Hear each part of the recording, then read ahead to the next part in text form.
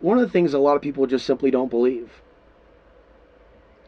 is the concept of karma. Karma coming to collect. There's a lot of different ways that the propaganda machine is trying to, in my opinion, entrap souls, get people talking real aggressive. Let's kill the immigrants. Let's kill the Muslims. Let's snipe at the Syrian refugees. I mean, I've seen dozens of people on Facebook comment. I've seen what the government of Costilla County has done to people that just simply want to be left alone. And their lack of basic understanding of how karma works. You'll see some religious folks that want to dance around karma, believe Jesus has saved them from their sins. So because of their particular denomination or faith, maybe some people believe that if they pray 5 times a day and, obey the ritual, and then we have the strangeness in Judaism. So there's a lot of different ways that, millions to billions are caught up in these false spiritual movements that seem to have no understanding of treat other people as you would want to be treated. As I look at the situation with Kyle, I look at the situation with other people I've met that are loose cannons. People engage in deception, deceit, lying against their neighbor, false reporting of what happened. And these people don't understand when you do that stuff to other people, it hurts you. Now, when I was a kid and I did dumb things, and later on, 1920, went through that period, it seemed like my karma caught up with me very, very quickly. Very, very quickly. There were certain paths in life that I was not meant to go on. Certain paths in life that at the age of 17, 18, with my old mentor, I looked at life a little differently. Well, this mentor knew I didn't have the killer instinct to just hurt someone. And so there's a reason why me and this individual didn't develop a deeper relationship, why I didn't go to work for him and involve myself in other things. Some old tales from Portland's Wild West. Really, there's a lot of old stuff that happened in Portland that I was told about as a young person, and with Goodfellas and certain movies, certain lifestyles may seem glamorous, especially when you actually know an older person that claims to have lived that life. But ever since I was a young person, I understood the concept of karma.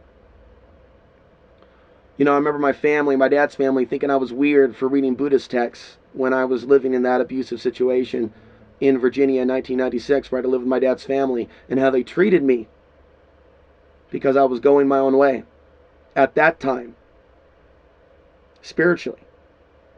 And during those moments of abuse and trauma that my father put me through, there were some periods where I went into deep meditation and visualized a golden glow of protection around me that would guide me.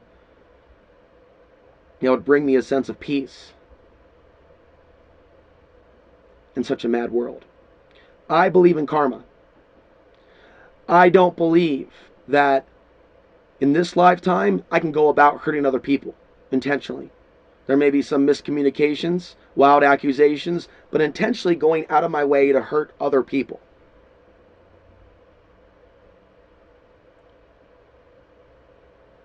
And I would have to pay the consequences spiritually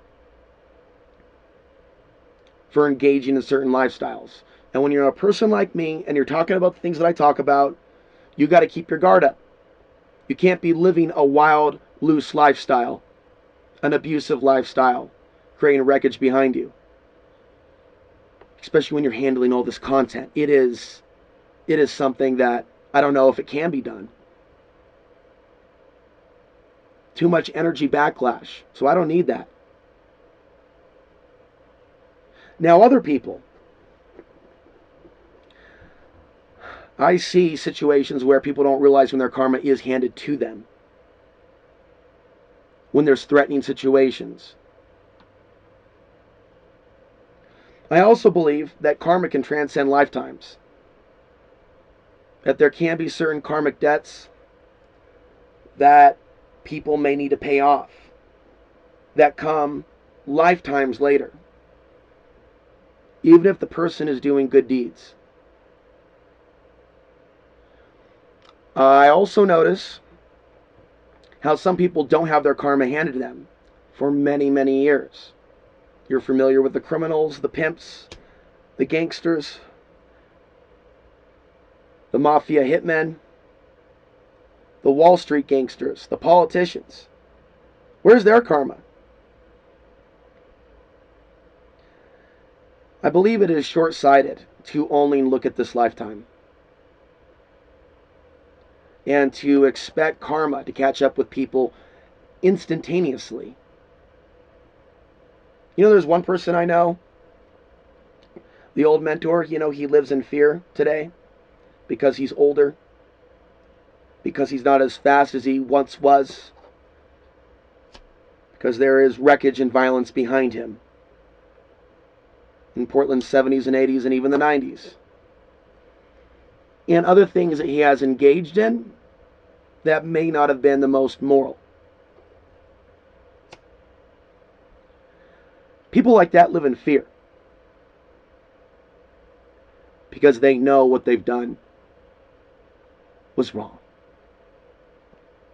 And they know instinctively that eventually, for all human beings, karma comes to collect.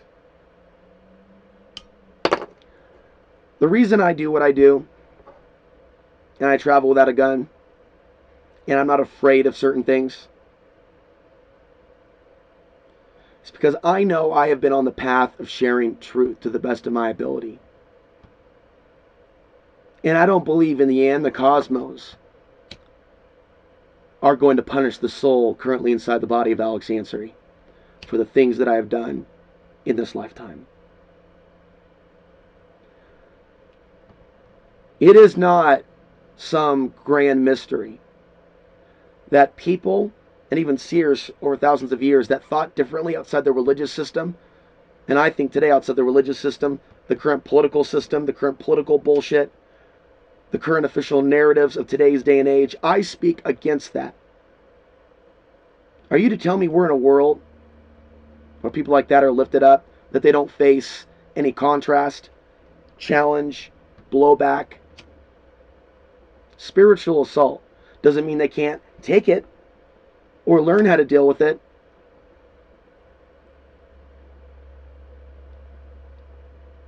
But assuming that that person created negative karma because they're facing challenges in the world, that is judgment.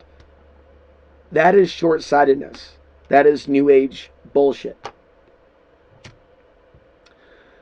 People on the path of sharing truth and helping people unplug from the matrix, those people, it doesn't matter whether it's today, yesterday, or in the future, as long as consciousness, mass consciousness, is the way that it is. People that think for themselves, that seek to educate others outside the public governmental educational school system, to introduce spiritual thoughts that can help us break free from this matrix, to free our mind.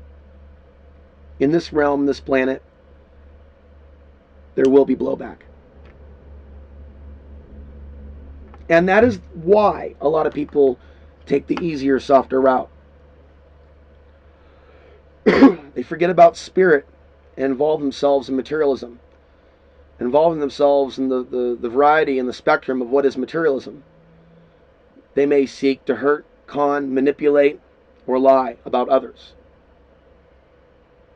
And it's unfortunate there are so many people in the stuck in survival mode to where they will backstab their potential brother or friend for a leg up, to feel dominant. I own this property. This is mine. I'm in control here. I can tell you what to do.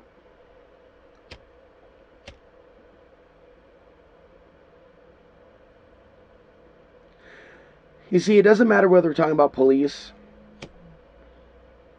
violent bouncers. Not all bouncers are bad people or cops. I'm not saying that. Doesn't matter what the profession is or the person. People that use their brawn, intelligence, and beauty, as I've said for years, to manipulate others, have their karma coming to them. And this isn't something that is necessarily a punishment. We are here as students here on this earth, and we have free will. We have access to information, and we can see concrete examples of instant karma. I mean, there's a whole, you could type in instant karma into YouTube. There's a whole meme built around bullies or people attacking other people in a slipping on the banana peel kind of a way. You know, kind of like trying to throw a kick at someone and getting kicked back in the head. And so there's a lot of people out there that think that they're an evolved soul, that they have things figured out, that they're awake to something, and they do not understand the basics of karma. The unfortunate thing for certain off-the-gridders that hurt others, that are less fortunate than them or vulnerable or in a bad situation, when they take advantage of that person and lie about that person, where is their thinking? Would they want someone to treat them like that along the road in the future at some point? Would they want to have their own transmission broke down and have someone abusive saying, you're going to get out of here today? Would they want that? Would they desire that? Would they desire to be treated the way that they treat others? Whether we're talking about that or the maniac on Facebook, the armchair warrior, the psycho Rambo, thinking that, oh, it's just words. Yeah, you're joking about killing an innocent Syrian refugee. And people don't think that those words, even though they're not actions, don't have any impact on this world. That those types of things aren't the very things that the dark grid feeds on. With the case of America, I don't want to see Americans hurt in the next decade. But this coming stage world war that I talk about, karma's involved in this process. The thing is, instead of people living in fear, like my old mentor, because of the things that he's done to other people, and he's no longer the dragon, no longer the great tiger. What would be better than living in fear would be people righting their wrongs. Okay. And doing the things that they need to do to reverse some of that damage. It doesn't mean they're going to reverse it all. But playing like a victim to one's own karma is highly unconscious behavior. And falling into this state of guilt because of one's actions. To right one's actions is the solution to people that have accrued negative karma. Soldiers suffering from PTSD can heal from their PTSD if they speak out against what's going on in the Middle East. There's a reason they're killing themselves at record numbers. There's a reason there's sodomy and rape in the military. There's a reason there's domestic violence issues with some military families, and other things that in some cases go on behind the scenes that families remain quiet about. People, in this society of churches, where they talk about Satan literally, why is it difficult for people to understand the dark spiritual energy that comes from killing innocent men, women, and children? And the concept that there's blowback for that.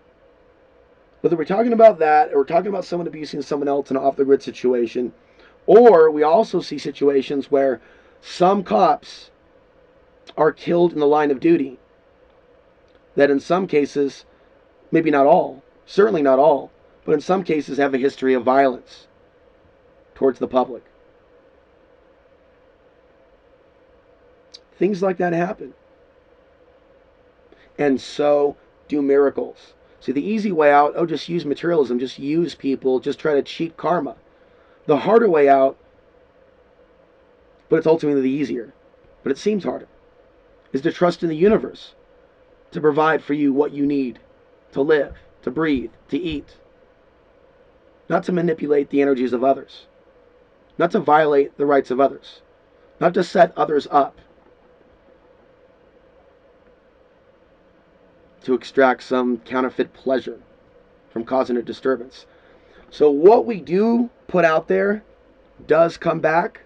There are aspects of law of attraction that are absolutely real. There's also some misinterpretations of that. People still have free will to run amongst society, chopping off heads, hurting and raping others. We can't force them,